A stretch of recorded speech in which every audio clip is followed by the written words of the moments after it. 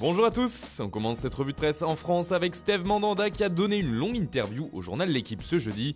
Le portier et capitaine marseillais a évoqué de nombreux sujets comme la Coupe d'Europe et d'après lui la place de l'OM est en Ligue des Champions. Il a également affirmé que les Phocéens n'allaient pas faire que de la figuration la saison prochaine en Champions League. Mandanda est également revenu sur la période agitée pour le club autour du possible départ de Villas-Boas. On a eu une discussion entre nous, on avait tous la volonté de continuer à travailler avec lui. Et le coach a décidé de rester, a-t-il commencé par expliquer. Avant d'aller plus loin, si j'ai pu avoir une voix qui a permis de faire basculer les choses du bon côté, tant mieux, mais je pense sincèrement que c'est l'ensemble du groupe, l'ensemble de nos mots qui ont fait la différence. A noter que l'OM s'est imposé en match amical hier, victoire nette contre Emstetten, 6-1. Et puis toujours en France, on apprend dans les colonnes du Parisien que Neymar, à l'instar d'Mbappé, devrait rester la saison prochaine à Paris, et comme lui, il imagine un avenir possible dans la capitale française.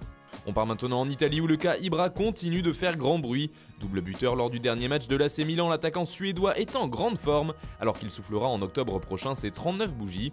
Son contrat se termine à la fin de saison et alors que sa prolongation semblait impossible avec les Rossoneri il y a encore quelques jours, le vent pourrait bien avoir tourné. Alors que son successeur semblait déjà désigné, Ralf Rangnick ne viendra pas et ce sera donc Pioli. Et d'après le Quotidiano Sportivo, c'est un grand tournant pour le dossier Zlatan Ibrahimovic. Celui-ci pourrait finalement rester avec Pioli comme entraîneur, même si rien n'est encore fait. Affaire à suivre. Toujours en Italie, le voisin interiste a calé hier face à la Fiorentina et n'a pu faire mieux qu'un match nul 0-0. Un coup dur pour les Nerazzurri qui voient leur chance de titre s'éloigner encore plus. En revanche, la voie est libre maintenant pour la Juve. La vieille dame a un match en moins et peut creuser l'écart à 9 points sur le deuxième, l'Atalanta, en cas de victoire. Ce jeudi, toute la presse transalpine s'accorde à dire que le titre est pour la Juventus. Le 9e titre de suite est pour toi la Juve, affirme la Gazzetta dello Sport dans son édition du jour. Encore toi la Juve, titre de son côté le Corriere dello Sport. Et la voie est libre pour Sarri. Même son de cloche en une de Tuttosport, Juve, tu as le Scudetto si tu gagnes, s'enflamme le quotidien, qui parle d'une première balle de match pour les Bianconeri face à l'Udinese ce soir. Du côté de l'Angleterre, c'est Liverpool qui fait les gros titres des médias. Les Reds ont pu fêter leur titre à Anfield après une victoire contre Chelsea dans un match fou, 5-3. Les rois d'Angleterre titrent sobrement The Independent. Pour le journal Métro, ce titre et ce sacre semblent être une délivrance. Enfin, s'emporte le tabloïd. 30 ans après, les Reds sont de nouveau champions. Même son de cloche en une du Daily Mirror qui met à l'honneur les joueurs de Liverpool comme leur coach Jürgen Klopp. De son côté, le Daily Express parle ce matin d'un couronnement glorieux, avec une belle victoire face à un membre du Big Five. Le quotidien anglais rapporte également la remise du trophée pour Leeds United. En effet, l'équipe de Marcelo Bielsa a reçu son trophée de Championship hier soir.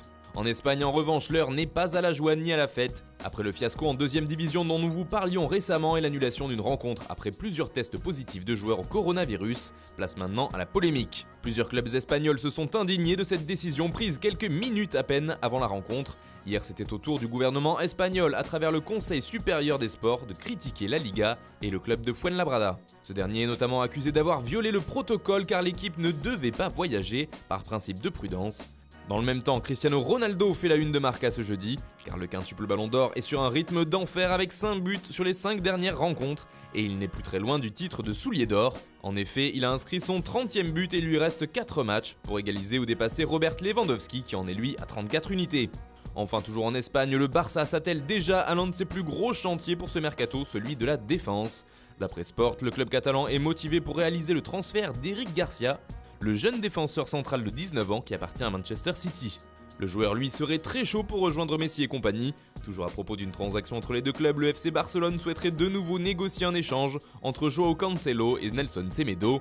Et puis on parle aussi du retour d'Ousmane Dembélé dans la presse catalane. Retrouver le Français en forme serait la priorité pour Quique Setién d'après Mundo Deportivo, afin de l'avoir pour le retour contre Naples ou au moins pour les quarts de finale. Son retour serait essentiel pour le coach du Barça, réponse dans les prochains jours. Voilà, c'est tout pour ce matin, bonne journée à tous, on se retrouve dès demain pour une nouvelle revue de presse sur Foot Mercato.